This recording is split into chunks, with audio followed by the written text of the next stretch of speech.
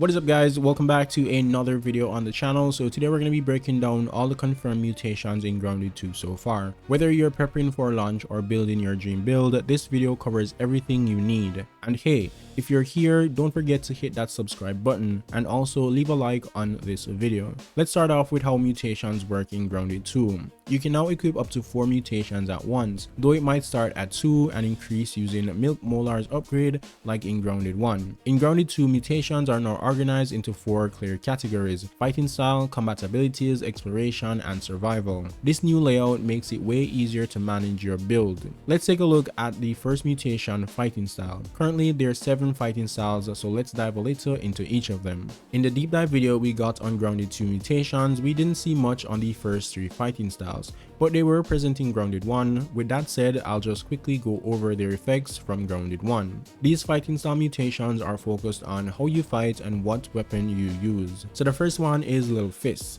Your tiny limbs flail and crash onto foe after foe. With every little swing, these bitty bones of yours harden and muscle tighten, increasing the damage of future or further blows. So pretty much what this does is every time you defeat a foe using your fists, you get stronger.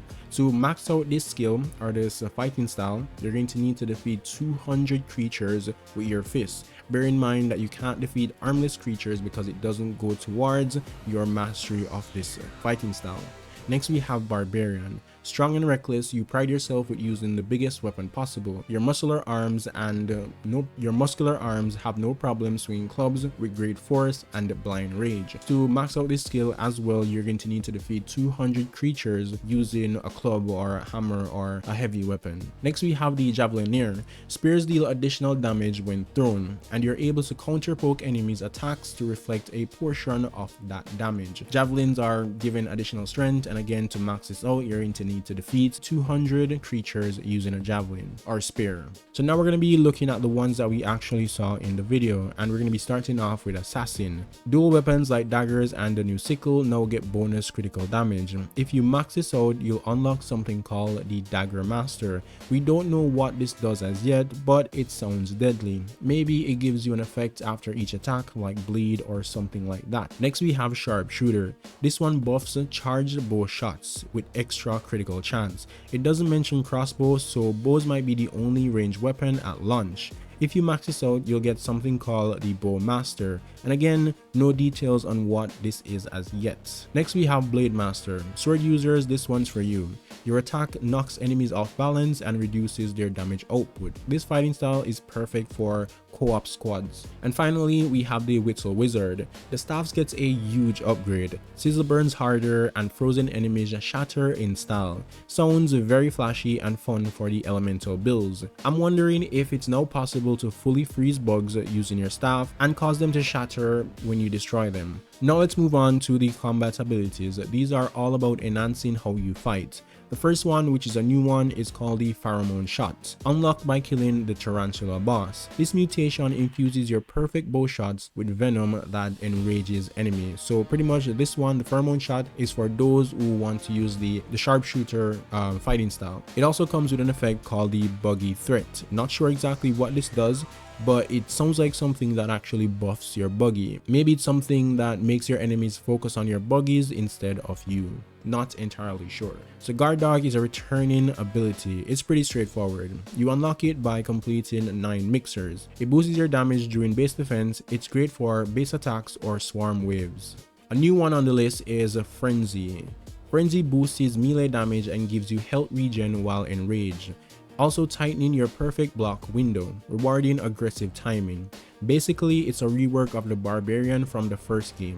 So pretty much what this means is that the Barbarian will now have a different mastery in the fighting style. So this one was what we had in the last game, but now it's a combat ability. So we'll definitely get something new for the Barbarian mastery in the fighting style.